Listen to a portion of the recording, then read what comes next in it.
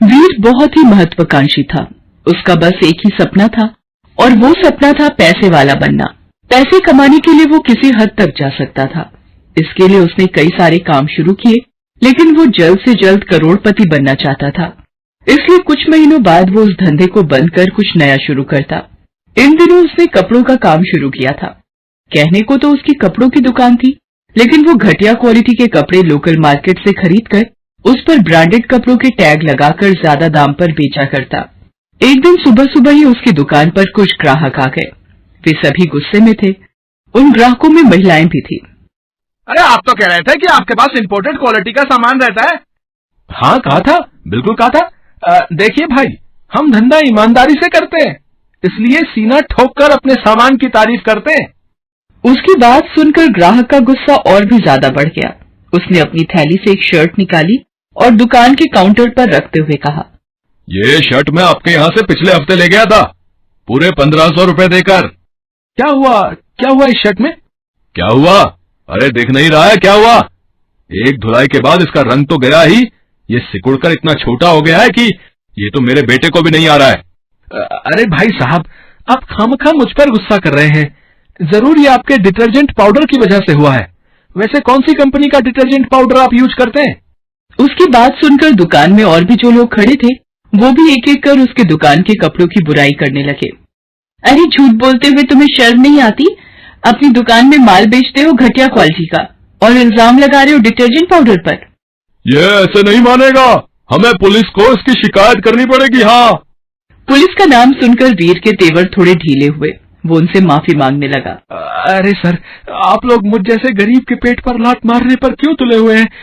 देखिए, मैं बहुत ही शरीफ आदमी हूँ। अब शरीफ आदमी के दुकान पर पुलिस आएगी तो मेरी भी बदनामी होगी और दुकान की भी।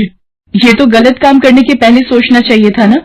अरे साहब, ये कपड़े तो मैं घर में बनाता नहीं, मैं भी तो किसी से मंगवाता हूँ। अब ऊपर से ही खराब माल आए तो मैं क्या करूँ? ये कहकर वो ग्राहकों के सामने झूठ मूठ के घड़ियाली आंसू बहाने लगा। उसके आंसू देखकर लोगों को उस पर दया आ गई। उन्होंने पुलिस में शिकायत करने का ख्याल छोड़ दिया। बदले में वीर ने उनके पैसे वापस कर दिए। उन ग्राहकों के जाने के बाद आज तो मैं बुरा फंस जाता, बड़ी मुश्किल से मेरी जान छूटी है। इस घटना के बाद वीर की दुकानदारी बहुत कम हो गई थी, क्योंकि मार्केट में उसके खिलाफ बात फैल गई थी कि वो सही माल नहीं बेचता। लगातार 8 दिन उसकी दुकान पर कोई ग्राहक नहीं आया। 8 दिन हो गए, बोहनी तक नहीं हुई है। अगर यही हाल रहा तो दुकान बंद करने की नौबत आ जाएगी। वीर बहुत परेशान था क्योंकि उसकी कमाई बिल्कुल ठप हो गई थी। एक दिन वो अपनी दुकान पर बैठा मोबाइल में कोई वीडियो देख रहा था। उस वीडियो के बीच एक स्पाई कैमरे का एड आया। उस एड को वो गौर से देखने लगा। उस एड में एक लड़का बता रहा था, अब आप भी रख सकते हैं किसी पर भी नजर, उसे पता भी नहीं चलेगा और आपका काम भी हो जाएगा। ये है हमारा सी कंपनी का स्पाई कैमरा। बस इसे आप कहीं भी छिपा कर रख दें, फिर देखें इसका कमाल। और सबसे बड़ी बात यह है कि ये इतना छोटा है कि ये आसानी से किसी की पकड़ में नहीं आ सकता। कोई आपसे घूस मांग रहा है या कोई कुछ गलत करने को कह रहा है, बस इससे करिए रिकॉर्ड और खोल दीजिए सबके सामने उसकी पोल। उस स्पाई कैमरे की एड को देखते हुए वीर के दिमाग में एक शातिर प्लान चलने लगा। ये स्पाई कैमरा तो बहुत काम का है, अब ये कैमरा बनाएगा मुझे करोड़पति है। उसके बाद वीर 3-4 स्पाई कैमरे ले आया। क्या कमाल की चीज है, इतना छोटा सा है लेकिन काम इसके जबरदस्त है। उसके बाद वीर ने वो कैमरे अपनी दुकान के चेंजिंग रूम में लगा दिए। उसका प्लान था कि चेंजिंग रूम में कपड़े बदलने वालों की रिकॉर्डिंग करना और फिर उस रिकॉर्डिंग को इंटरनेट पर बेचकर पैसे कमाना। उसने कैमरे तो लगा दिए, लेकिन उसकी दुकान में अब भी ग्राहक ना के बराबर ही आते थे। अरे ग्राहक तो दुकान में आते ही नहीं, अगर ग्राहक ही नहीं आएंगे तो मैं रिकॉर्डिंग क्या अपनी करूंगा है? वीर ने तब एक और दिमाग लगाया। उसने अपने दुकान के कपड़ों पर भारी डिस्काउंट देना शुरू कर दिया। यही नहीं, उसने पुराने सारे स्टॉक को हटा दिया और बेहतर स्टॉक दुकान में ले आया, जिसमें ज्यादातर लड़कियों की ड्रेसेस थी। उसकी ट्रिक काम कर गई।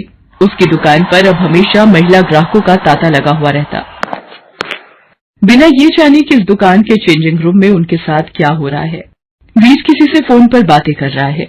अरे वीडियो की जितनी स्टॉक बोलोगे उतनी दे दूंगा, लेकिन इस बार रेट डबल लूंगा।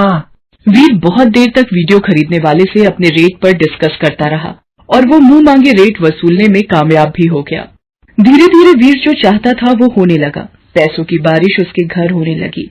उसने शहर के सबसे महंगे इलाके में करोड़ों का घर खरीदा। इंपोर्टेड गाड़ियां उसके घर की शोभा बढ़ाने लगी। उसने कई स्टाफ भी रख लिए। उन स्टाफ को भी उसने पैसों के बल पर खरीद लिया। वीर की तरक्की देखकर सभी को लगता था कि ये उसके बिजनेस की सफलता का परिणाम है, लेकिन बिजनेस की आड़ में वो बहुत ही गलत धंधा कर रहा था। लेकिन वो कहते हैं ना कि पाप का घड़ा एक दिन भरता ही है। एक दिन उसकी दुकान पर तेजस्विनी, जो इंजीनियरिंग कॉलेज की स्टूडेंट थी, वो कुछ कपड़े खरीदने आई। अरे आप बिल्कुल बेफिक्र रहिए हैं, हमारे यहाँ जो एक बार आता है वो बार बार आता है जी। तेजस्विनी को एक ड्रेस बहुत पसंद आई। उसने ट्रायल रूम में उसका ट्रायल लिया। वो उसे बिल्कुल फिट आई।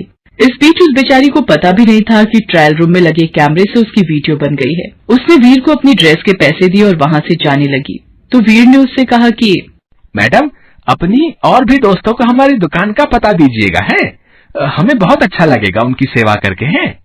ये कहकर वीर शैतानी मुस्कुराहट के साथ तेजस्विनी को जाते हुए देखने लगा। तेजस्विनी को पता भी नहीं चला कि उसके साथ यहाँ क्या हुआ है। 2 दिन बाद उसके कॉलेज की दोस्त सुनीता ने बताया कि इंटरनेट पर उसकी कपड़े बदलने वाली वीडियो वायरल हो रही है। तेजस्विनी ने ये सुना तो उसकी आंखों में आंसू आ गए, और इस तरह कोई बदमाश उसकी इज्जत नीलाम कर रहा है ये जानकर उसे बहुत गुस्सा आया। सुनीता, मैं अभी के अभी पुलिस में रिपोर्ट लिखवाने जाऊंगी। अरे लेकिन तुझे पता है ना, पुलिस के पास जाने से तो और भी बदनामी होगी। अभी कौन सा मेरा नाम हो रहा है सुनीता? कोई बदमाश आदमी मेरी वीडियो वायरल कर रहा है और मैं चुपचाप बैठ जाऊं?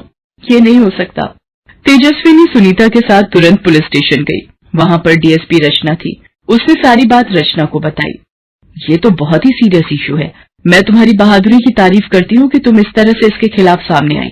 नहीं तो अक्सर ऐसा होता है कि लोग चुप्पी साध लेते हैं। मैम, मैं उस बदमाश को कड़ी से कड़ी सजा दिलवाना चाहती हूँ जो इस तरह औरतों के सम्मान को बाजार में बेच रहा है। डीएसपी रचना तेजस्विनी के साथ बहुत देर तक उस वीडियो को कई एंगल से देखती रही। फिर उसने तेजस्विनी से पूछा कि क्या तुम फिलहाल कहीं खरीदारी करने गई थी? जी गई तो थी। वहां तुम्हें कुछ अजीब तो नहीं लगा था? नहीं मैडम, अजीब तो नहीं लगा था। हाँ, दुकान का मालिक बार बार कह रहा था कि मैं अपनी और भी सहेलियों को लेकर उसकी दुकान पर आऊं, लेकिन ऐसा तो सभी कहते हैं। रचना ने उसकी बात का कोई जवाब नहीं दिया, सिर्फ उससे वीर की दुकान का एड्रेस लिया। फिर सिविल ड्रेस में वहां पहुंच गई। उसने वहां कपड़े दिखाने को कहा। उसने एक कपड़ा पसंद भी कर लिया और ट्रायल रूम में चली गई। ट्रायल रूम में वो घूर घूर कर कैमरे को खोजने लगी। उसे कैमरा दिख गया। उसने तुरंत अपना हाथ वहां रखा और कैमरे को खींचकर निकाल लिया।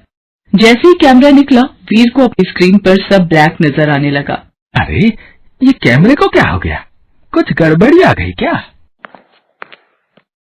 इंस्पेक्टर रचना उसके पास आई और स्पाई कैमरे को उसके काउंटर पर रखते हुए बोली, क्या ये? मैं समझा नहीं, आप किसकी बात कर रही हैं? उसकी बात सुनकर रचना ने एक थप्पड़ उसे खींचकर मारा। लड़की, तुम्हारा दिमाग खराब है क्या? है तुम्हारी हिम्मत कैसे हुई मुझे थप्पड़ मारने की? है बदमाश आदमी इस स्पाई कैमरे से लड़कियों के सम्मान को बाजार में बेचता है और कहता है कि मेरी हिम्मत कैसे हुई। तभी बाहर खड़े और भी पुलिस वाले तेजस्विनी के साथ वहां आ गए।